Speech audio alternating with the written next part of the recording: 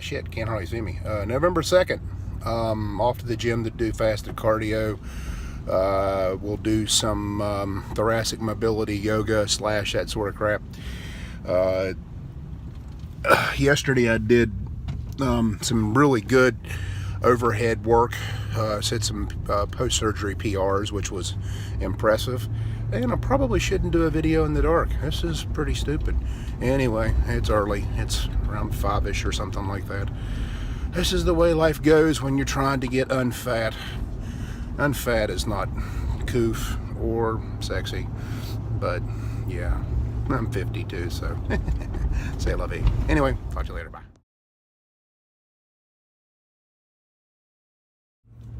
One of the other elementary sort of questions I get asked is, how do I get training gear for various types? What I always advise people who are getting into the sport is that you need to get training gear, and you need to get good training gear, and then you need to have gear for competition. Don't ever train with your best equipment unless you've got good clean wood, and but even then I would limit that as much as you could. So there are good axes that are available through Tuatahi and Brute Forge that are, the Chinas that Tuatahi makes.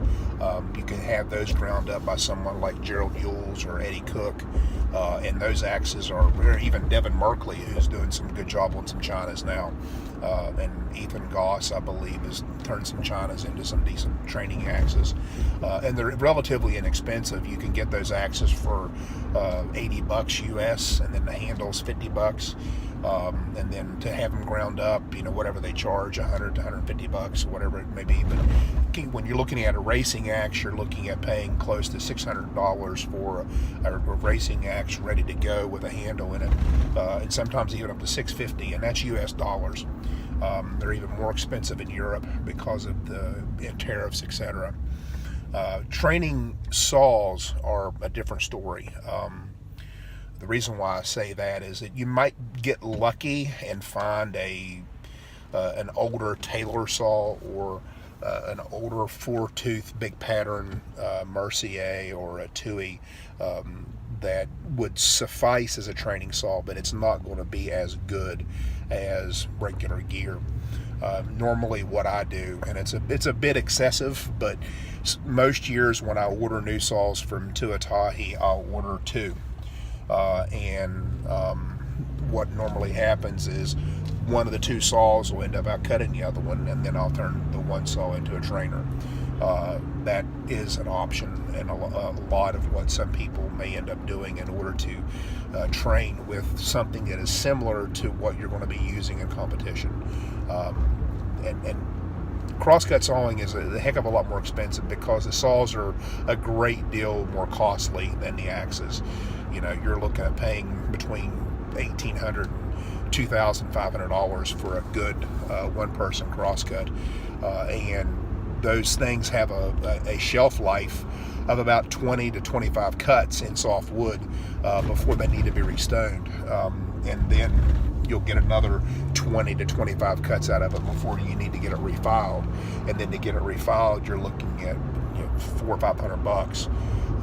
And hardwood, you're even talking less cuts, and so that's pretty expensive, and it is what it is, and you just have to move on. But training axes, I don't care what you use. If you only have access to small blocks, small wood, train with a small axe.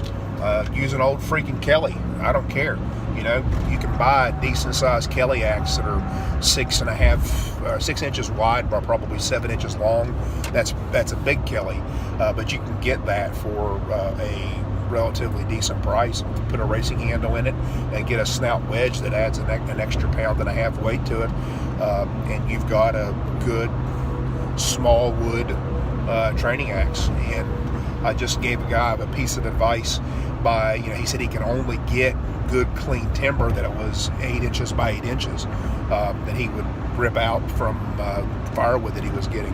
And I told him, use a the small axe and train on that small wood, because spacing the axe on an 8x8 with a 5-inch axe is comparable to spacing an axe on a foot log that is when you're using a axe at 7.5 by 7.5. It's all relative. The body position and the hand position of your hands are going to be comparable when you're doing those sort of things.